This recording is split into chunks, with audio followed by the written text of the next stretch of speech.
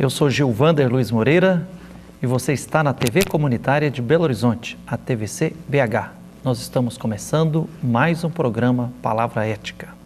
Semanalmente, no Palavra Ética aqui, nós convidamos pessoas que de fato têm uma palavra ética, respaldada por um compromisso na construção dos direitos humanos, de justiça social, de dignidade humana. E hoje nós temos a alegria e a responsabilidade de entrevistar Roseli Carlos Augusto. A Roseli Carlos Augusto é mestre em Psicologia Social, é doutora em Educação pela Faculdade de Educação da UFMG, professora e educadora popular. Roseli, bem-vinda aqui no Palavra Ética. Obrigada. Sinta-se à vontade. Agradeço a oportunidade. Roseli, além de ser mestre em Psicologia Social, doutora em Educação, professora, educadora popular, muita gente já te conhece, né? Aqui em Belo Horizonte, Minas e pelo Brasil afora. Mas conte para nós um pouquinho da sua trajetória familiar, onde é que você nasceu, quais as principais influências para você ser o que você é e fazer o que você faz. Então, Giovana, eu sou de Belo Horizonte mesmo, minha família, o meu pai lavrador, veio do sul de Minas, e a partir Você nasceu em Belo Horizonte mesmo? Nasci em Belo Horizonte. O meu pai veio do sul de Minas, trabalhou na agricultura aqui em Santa Luzia, aqui pertinho, e depois em Belo Horizonte ele passou a trabalhar na construção civil. Minha mãe é de Belo Horizonte, filhas de italiano e português, que formaram aqui em Belo Horizonte o bairro Carlos Prates, Barro Preto, Calafate, e morei sempre naquela região ali do Caiçara, Carlos Prates e Caiçara.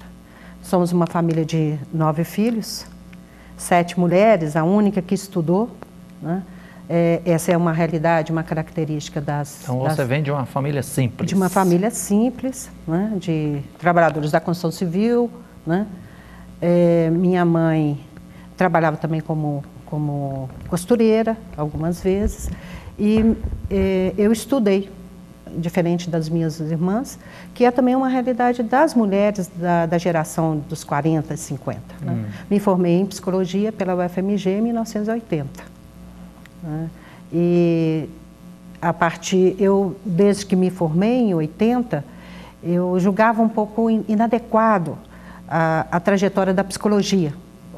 Como você sabe, as ciências humanas, ciências sociais e a psicologia, ela é até a década de 60, 70, final de 70 e no Brasil, ela é importada dos Estados Unidos. E aí eu fui procurar uma forma de atuar na psicologia que eu julgava que era mais interessante ou mais adequado, menos elitizante, mais comprometido com a vida do que com as verdades científicas, né? E aí, então eu fui trabalhar no norte de Minas. Em 1980, 81, eu fui a Montes Claros, trabalhar na prefeitura de Montes Claros.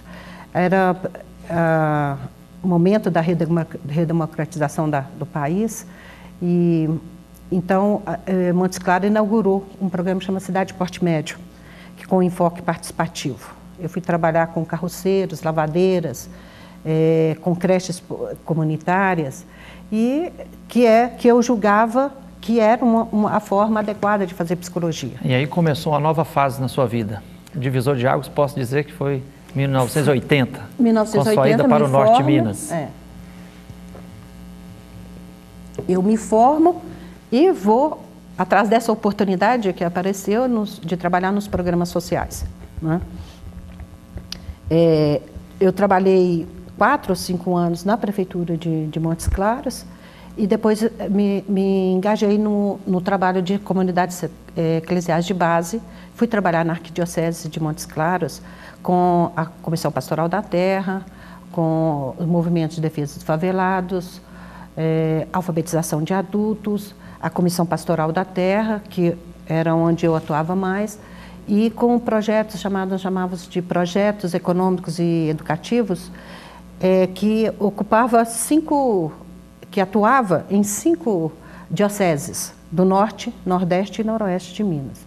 Então, um trabalho bastante extenso. Então, você teve a oportunidade de girar bastante pelo norte e noroeste de Minas. Conheço relativamente bem o norte de Minas, o noroeste, e atuar ali no apoio, na assessoria aos movimentos, principalmente os movimentos camponeses. Por quanto tempo você atuou nesse trabalho aí? Eu tive lá toda a década de 80 e parte de 90, e a partir de 90 eu continuei na Comissão Pastoral da Terra, mas já atuando aqui na Campo das Vertentes, na região do Campo das Vertentes, com assalariados rurais. Trabalhadores que produzem rosas, né, no trabalho de formação, criação do sindicato. O sindicato aqui é recente, de 91, e eles produziam rosas com um prejuízo muito grande de sua saúde, das condições da sua saúde, atingidos pelo uso indiscriminado do agrotóxico nas rosas. Aliás, a sua dissertação de mestrado foi sobre essa situação, né? Eu pesquisei a percepção, a vivência do trabalho desses assalariados na produção de rosas. Na produção de rosas. Você analisou também as implicações dos agrotóxicos na vida dos trabalhadores? Na vida e na saúde, né, dos assalariados. Aí você já estava na psicologia social. Seu mestrado é psicologia social, né? Meu mestrado é psicologia social e eu transitei da psicologia para as lutas sociais, né? Acreditando que a psicologia tinha que dar um salto no Brasil, tinha que dar um salto no rumo, né, de dar instrumentos para a ação mais da autonomia dos trabalhadores, das populações, dos grupos mais excluídos da sociedade, né? E aí você percebe, ao longo da sua história, você percebe então uma grande diferença entre a psicologia que você aprendeu na graduação no UFMG e depois, fruto dessa experiência sua nas pastorais sociais, nos movimentos sociais, e te levando para a psicologia social. Tem uma grande diferença aí, né? Sim. No norte de Minas, acho que eu volto um pouquinho, nos anos 80, o trabalho, eu me encontrei com lideranças e profissionais que me deram a oportunidade de repensar a psicologia, né? E de repensar também a atuação dos profissionais da área das ciências sociais ali nos programas. Eu aprendi, né? Aprendi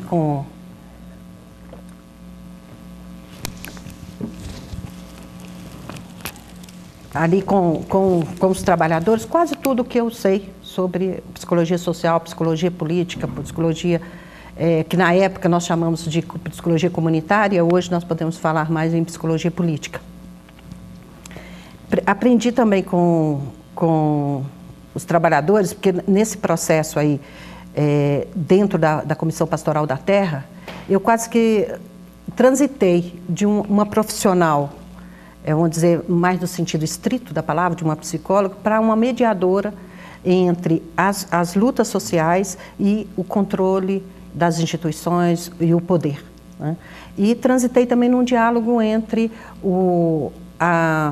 os trabalhadores do campo, né, e a vida do mundo rural e a vida mais urbana, individualizada, né, cada vez mais urbana, e as contradições vividas ali pelos camponeses, né? Nessa aprendizagem, eu me envolvi muito lá na assessoria, nos anos 80, sobretudo, apoio às comunidades de poceiros, na luta pela terra, no direito à água, no direito à terra. Isso no norte de Minas. No norte de Minas, em Montes Claros, ali atuando em toda a diocese de Montes Claros, né? No direito à água, no direito à terra, no direito à justiça, no direito à vida. E nessa atuação a gente atuava criando sindicatos, apoiando as lutas de resistência dos poceiros. Nós estávamos vivendo a década de 80, ditadura e redemocratização do país. Havia uma opressão muito grande, a chegada também da modernização da agricultura com os conflitos com os empresários, sobretudo os empresários do eucalipto. A luta pela terra, a necessidade de resistir ali na terra, a luta a necessidade de resistir, sobretudo de poceiros, contra essas empresas que começaram a dizer que ali era uma área isolada, uma área que não tinha população e que chegava querendo reflorestar e tomar, né, dominar toda as terras da região. Ok, Roseli, aí nos últimos você já está em Belo Horizonte há mais de 10 anos, né? Já estou em Belo Depois que você voltou do norte, né? Aí que você lecionou já... Nesse período todo eu sempre lecionei psicologia educacional. Você divide o seu tempo entre lecionar em universidades e também na formação popular. Psicologia social, psicologia educacional, psicologia, políticas públicas, né? E nesse processo eu sempre mantive como professor e também aqui em Belo Horizonte eu tenho atuado na licenciatura em Educação do Campo. Também numa rede que a gente chama Rede Mineira de Educação do Campo. Na FAI, na UFMG, e na Rede Mineira de Educação do Campo. Que desde 98 eu venho atuando no sentido de constituir, né, uma política pública de educação adequada às necessidades, à história, à realidade das diferentes populações do campo. Com os trabalhadores rurais, eu estava te dizendo, né, eu aprendi basicamente tudo que eu sei da psicologia, a atuação com grupos. E você considera também... que você aprendeu mais com os trabalhadores do que com os livros nas bibliotecas? Dá para dizer isso? Não dá para dizer mais. Mas foi atuando, participando dos grupos, assessorando os grupos, que eu aprendi a exercitar o que eu chamo de psicologia social e comunitária ou psicologia política, né? E aprendi também com os trabalhadores, com os camponeses, uma leitura muito própria, uma interpretação da Bíblia, em que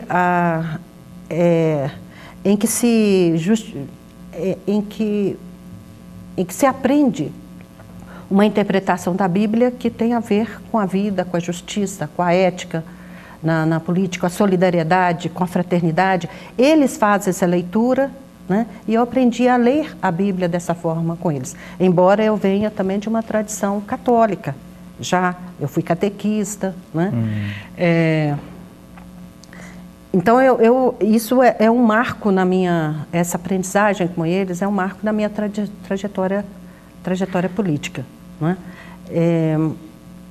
Uma outra coisa que eu aprendi o tempo todo, observando as mudanças dos trabalhadores, a mudança da realidade com eles, é que havia ali, na minha observação, um processo psicossocial de aprendizagem na prática. Havia um processo que se aprende na formação do contato com o outro, nos processos grupais, na luta, na forma de trabalhar. Roseli, você já está começando a falar do que eu tenho em mãos aqui. Está em mãos aqui a tese de doutorado da Roseli Carlos Augusto, feita pela FAI da UFMG, mais de 400 páginas, né? Baita de um volume, e que tem como título Aprender na Prática, Narrativas e Trajetórias de Lideranças Camponesas no Sertão Norte de Minas nas últimas 3 décadas, né? Eu mesmo tive a alegria, fiquei muito feliz, eu acho que essa tese sua vai contribuir bastante, né? Mas nós vamos ter que fazer agora um pequeno intervalo e no segundo bloco para você contar para nós um pouco das belezas que você descobriu ao fazer essa tese de doutorado sobre a aprendizagem na luta, né? Ouvindo as lideranças do Norte de Minas. Nós vamos a um pequeno intervalo, fique aí e voltamos já já.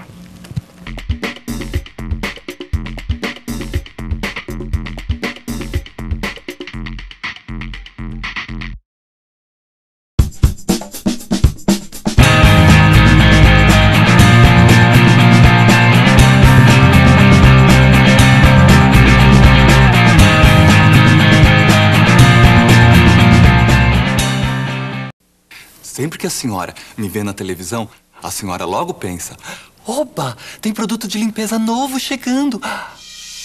E tem. Só que este é um produto que vai deixar o seu filho de cara limpa e que vai acabar com toda a sujeira que as drogas estão querendo fazer com ele. E é tão fácil de usar. Quer ver? Toda vez que aparecer alguém oferecendo drogas, a senhora pede pro seu filho usar as mãos e fazer assim para as drogas.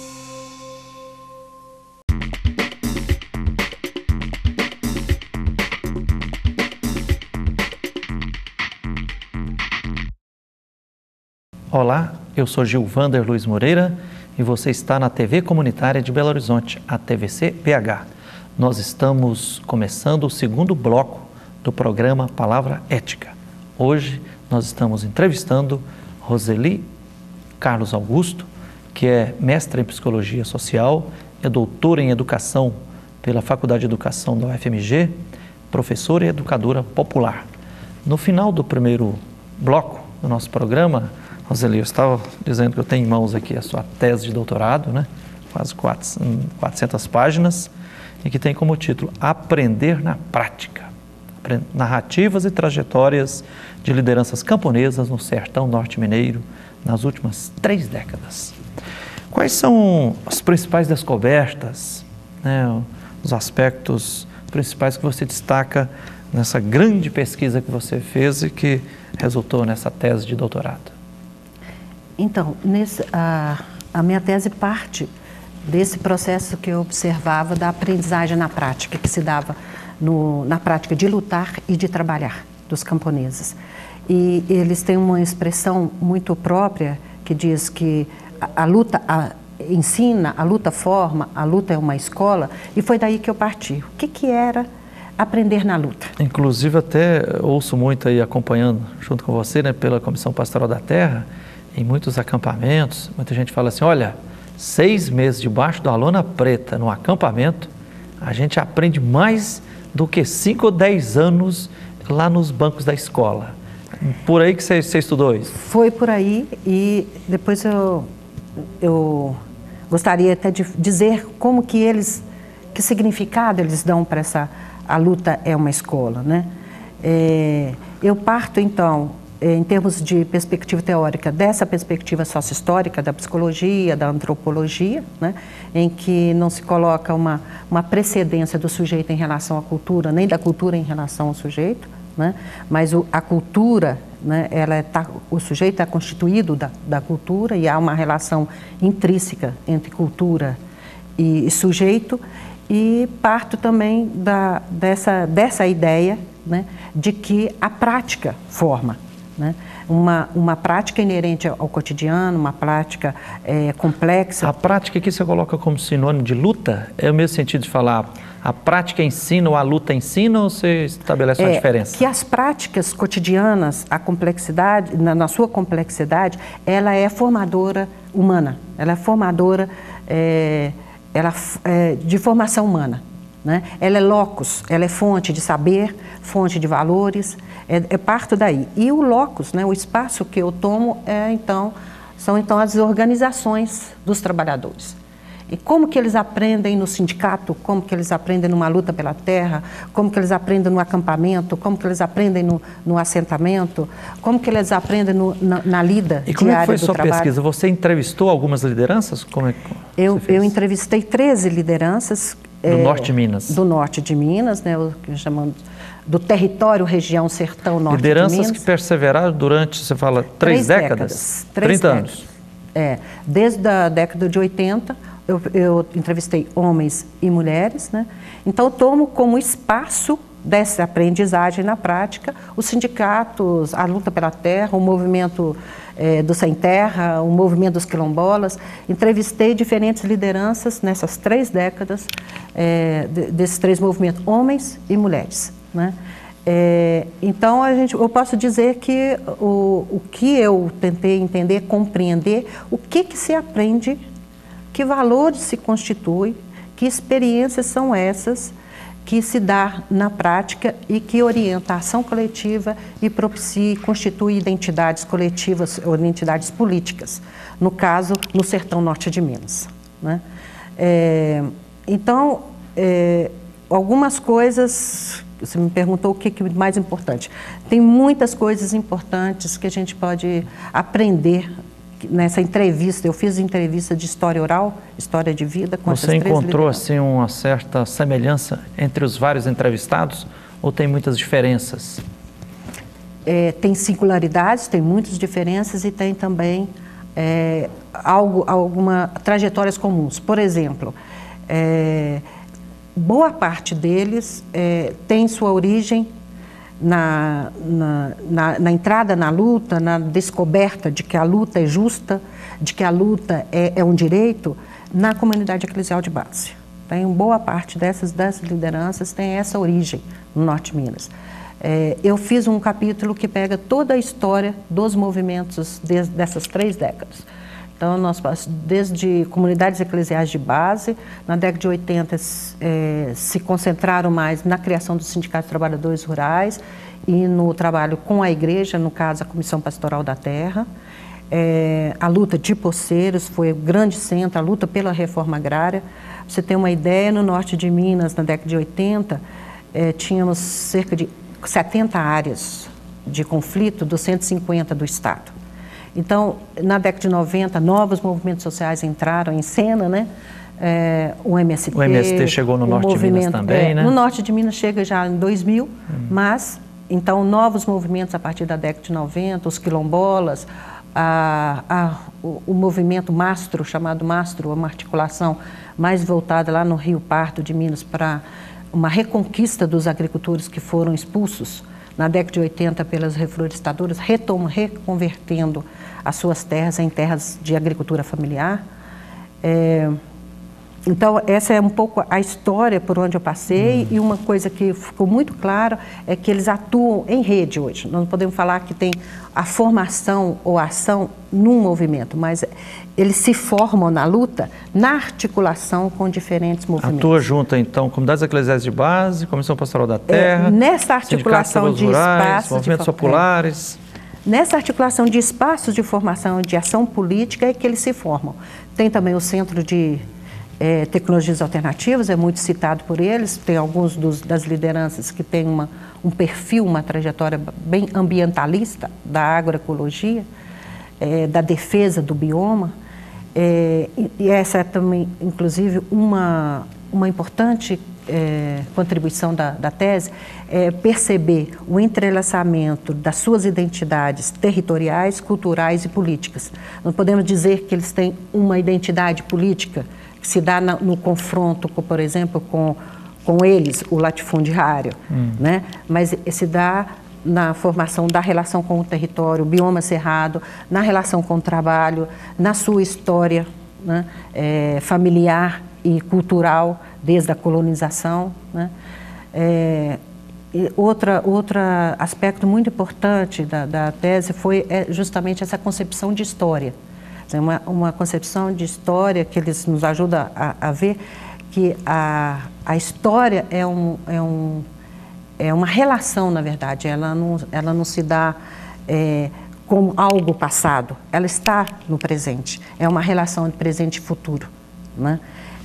Então, daí se entender que há uma articulação entre a identidade cultural, histórica, política e territorial. As lideranças se sentem fazendo a história. Fazendo a história, e elas fazem uma expressão, gerações de lavradores, nós somos de gerações de lavradores. Ou seja, eles reconhecem um lastro histórico, um lastro de reconhecimento social, um legado histórico e pessoal e familiar, não só da sua família, mas também, e aí eu entro na questão do patrimônio, eu cheguei a constituir um patrimônio de saberes, valores e habilidades de gerações de lideranças.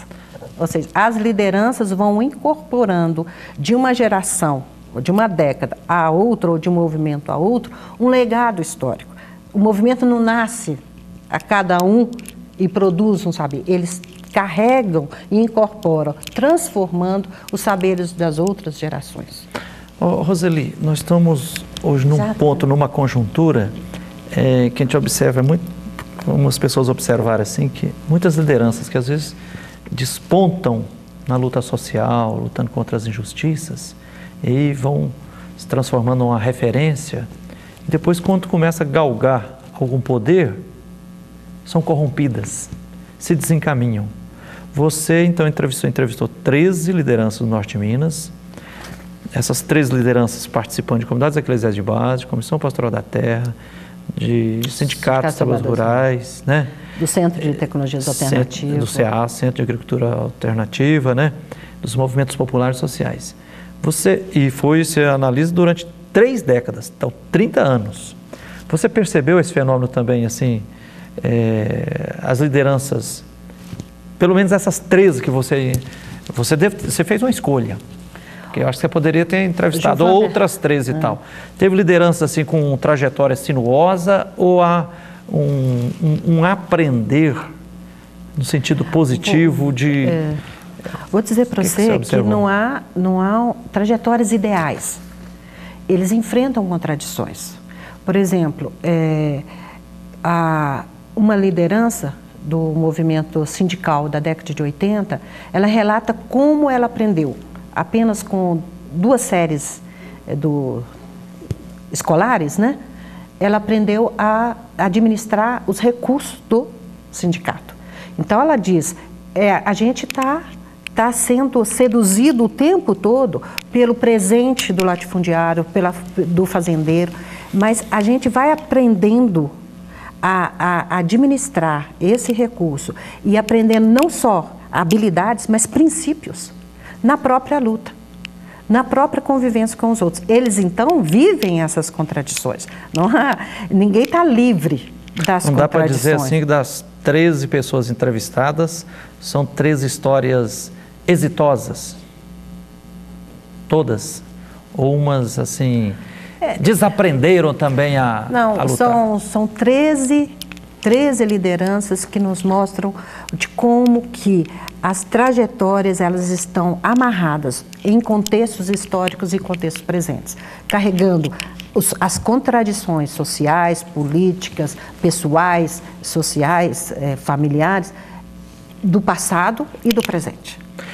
Na pesquisa apareceu assim, elas aprenderam como exercitar o poder? Sim, o poder é uma relação aprendida, com muita contradição. Por exemplo, a democracia é um dos saberes dos mais ou menos mais de 10 que eu desenvolvi aqui a partir das narrativas deles. A democracia parece como um valor, mas ele é aprendido principalmente pelas mulheres. Elas vivem em situação muito de limite nas organizações, vivendo a contradição das próprias organizações de esquerda, dos movimentos populares, né? Há opressão dentro do próprio movimento, há discriminação. A mulher no norte de Minas, até o final da década de 80, ela não poderia ser filiada ao sindicato, como ela era tratada como dependente do marido. Elas romperam isso. Até agora, nos anos 2000, as mulheres, mesmo nos sindicatos, elas não tinham direito à licença maternidade. E você descobriu também, assim, eles aprenderam na luta concreta, na prática do dia a dia, lá, resistindo contra tantas adversidades como você descreveu muito bem aí, aprenderam também a fazer a conexão da luta local, regional do Norte de Minas, com a conjuntura nacional, internacional. Pois é, essa é uma característica muito própria dos movimentos populares. Hoje, eles trabalham em redes, e uma rede aberta. Alguns, por exemplo, falam muito de que eles aprenderam o que eles mais aprenderam, os momentos, os espaços maior de formação política, de formação social que eles tiveram, foi quando eles foram à Alemanha.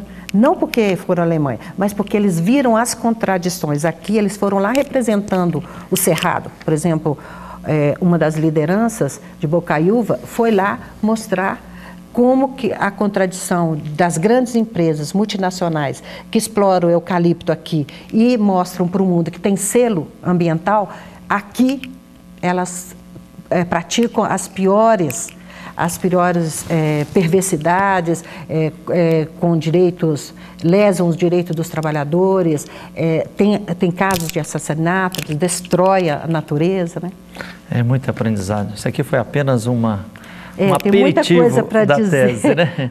Roseli, infelizmente o tempo não para, nós vamos ter que ficar por aqui. Obrigadão de coração né, por essa entrevista. Nós entrevistamos, então, Roseli Carlos Augusto, que é mestra em Psicologia Social, doutora em Educação pela FAI-UFMG, né, professora, educadora popular. Agradecemos a produção aqui da TV Comunitária. E a você, telespectador, muito obrigado pela atenção. Um abraço e até o próximo programa, com a graça de Deus.